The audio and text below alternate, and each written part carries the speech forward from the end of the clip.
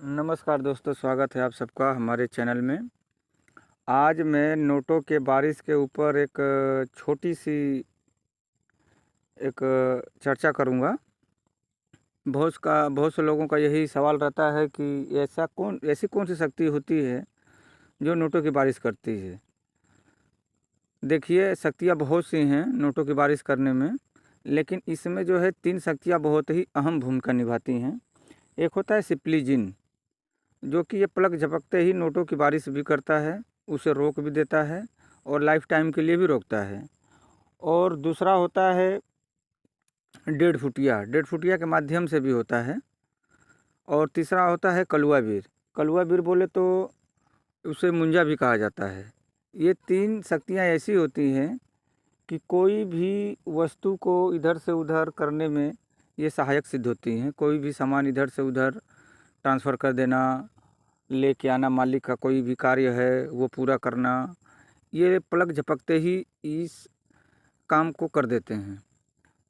सिप्ली जिन इन सब के मायनों में बहुत ही अच्छा होता है और इसकी जो साधना होती है ज़्यादा कठिन नहीं होती है।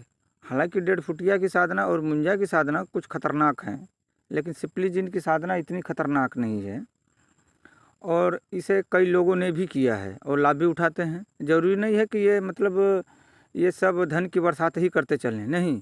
इनकी जो ज़रूरत है, इनकी जो आवश्यकता है, वो अपनी आवश्यकता को ये लोग पूरा करते हैं इस जिन के माध्यम से। और डेढ़ फुटिया का जो प्रश्न आता है, तो डेढ़ फुटिया हमारे हिंदुस्तान में सबके पास नहीं है।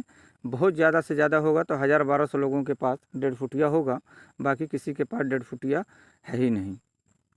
क्योंकि इसकी साधना इतनी क्रिटिकल होती है कि इसकी साधना करने में जान भी जा सकती है, आदमी प्राण भी गंवा देता है। अगर बिना गुरु के निर्देश में यह साधना करता है तो उसको हासिल कुछ भी नहीं होता है, ठीक है। उल्टा या तो वो पागल हो जाएगा या फिर यूँ कहें कि उसको अपने जान से हाथ भी धोना पड़ता है। और जो मुंजा है, तो ये मुंजा गुजरात में और महाराष्ट्र में प्रचलित है। तो महाराष्ट्र में भी कई लोगों ने मुंजा की साधना कर रखी है। गुजरात में भी कई लोगों ने कर रखी है। मैं मिला भी हूँ, जुला भी हूँ, बात विचार भी होता है मेरे से। मैंने देखा भी है उनकी पावर को, परखा भी है। और इसमें सबसे अच्छा जो होता है सिप्ली जिन, ये बहुत सही चीज़ है। इसकी अगर आप साधना करते हैं, बीच में अगर छूट भी गई तो कोई नुकसान नहीं है, इस बात का ध्यान रखें। लेकिन हाँ, ये साधना भी आप अपने गुरु के निर्देश में ही करेंगे। बिना गुरु के निर्देश में सिप्ली जिन की साधना आप नहीं कर सकते। तो आप कोई सी भी साधना करें तो गुरु के निर्देश में ही इस साधना को करें। और मैं तो ये कहता हूँ कि मुंजा की साधना ना करके, डेढ़ फुटिया की साधना ना करके सिप्ली जिन की साधना करें। वो आपको धनवान बनाने में सक्षम है। आपको क्या है, आपके पूरे जो आपके संपर्क में जो भी आते हैं और जो रिक्वेस्ट करते हैं, तो आप उनको भी जो है कि आप उनकी भी आप मदद कर सकते हैं। अनाथ आश्रम में आप दान पुण्य कर सकते हैं, स्कूल में दान पुण्य कर सकते हैं, बहुत कुछ कर सकते हैं आप इसके माध्यम से। लेकिन हाँ, ये है, नीयत आपकी सही होनी चाहिए। ख़राब नीयत वालों को ये शक्तियाँ साथ भी नहीं देती हैं। अपने घर के लोग तो साथ देते नहीं है, तो फिर भी शक्तियाँ हैं। तो आप जो है साधना वही करें जिसमें आपको फ़ायदा हो और स्वच्छ मन से करें। मन में किसी भी प्रकार की गंदी भावना ना हो कि मैं इस तरीके से करूँगा, मैं करोड़पति बन जाऊँगा या अरबपति बन जाऊँगा। देखो, खाली हाथ आना है, खाली हाथ जाना है। ज़रूरत से ज़्यादा आप खा नहीं सकते और आप वही लेकर के जाओगे, जैसा आप जो कर्म किए रहेंगे वही कर्म आपके साथ में जाएगा और उसी का लेखा जोखा वहाँ पे होता है। परिवार है, नाते रिश्तेदार हैं, हमको अपने समाज में अच्छे तरीके से रहना है, अच्छा खाना है, अच्छा पीना है, मीठा बोलना है, सबका साथ देना है, सबको देखना है। तो आप साधना का ही सहारा लीजिए और ये मत सोच के चलिए कि मैं एकदम से करोड़पति बन जाऊँ और मेरे पास बहुत बड़ा बंगला हो और नौकर चाकर हों, प्लाट हो, फैक्ट्रियाँ हों। ये हैं, लोगों के भी पास हैं, बहुत से लोगों के पास है, ऐसी नहीं है। लेकिन ये लोग मेहनत किए हैं, कुछ शक्तियों का भी सहारा है इनके पास, ऐसी बात नहीं है।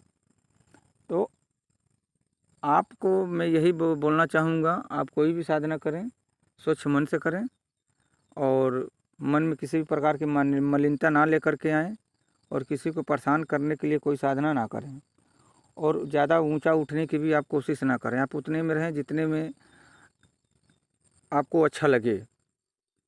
बस आप कर्ज से मुक्त रहें, घर में खाने पीने की हर सामग्री पड़ी हो, बाल बच्चे आपके पढ़ते लिखते रहें, किसी प्रकार की कोई दिक्कत ना हो, कोई भी आपके दरवाजे पर आए आप उसकी मदद कर सकें, इतना ही होना चाहिए। आप दूसरे से मदद ना लें, आप इतना बना करके चलें कि मैं दूसरे की मदद कर सकूं, चाहे कहीं भी करूं, किसी भी फील्ड में मदद करूं, लेकिन मैं मदद कर सकूं। सद्भावना के साथ रहें तो आपको शक्तियाँ ज़रूरत से ज़्यादा आपको धन प्रोवाइड करती रहेंगी बिना मांगे, समझ गए। तो मैं यही कहना चाहूँगा कि आप जिन की साधना कर लें। देखिए एक जिन है हमारे पास जो कि एक मंत्र है उनका, किबली गई वन को जिनको जय हर नाम। और ये साधना इतनी छोटी सी साधना तो है, लेकिन इतनी मतलब गजब की साधना है, यदि आप करते हैं तो वाह वाह करेंगे। ये सिपली जिन के जैसा ही ये भी काम करते हैं। तो आप साधना को करें और इसका लाभ उठाएं। साधनाएं बहुत हैं, चुड़ैल की साधना है, भूतों की साधना है, परी है, जिन परी है, लील परी है, आकाश परी है, बहुत सी साधना है। अप्सराओं की साधना है, अक्षरियों की साधना है, 10 महाविद्याओं की साधना है। यदि आप 10 महाविद्या करने जाएंगे तो इसमें सफलता आपको जल्दी मिलेगी नहीं। हाँ, इसका अनुष्ठान कर सकते हैं। 21 दिन का अनुष्ठान होता है, 1.25 लाख मंत्र का जाप होता है, उसके बाद हवन वगैरह कर दीजिए तो आपके जीवन में बहुत अच्छा प्रभाव मिलेगा इसका।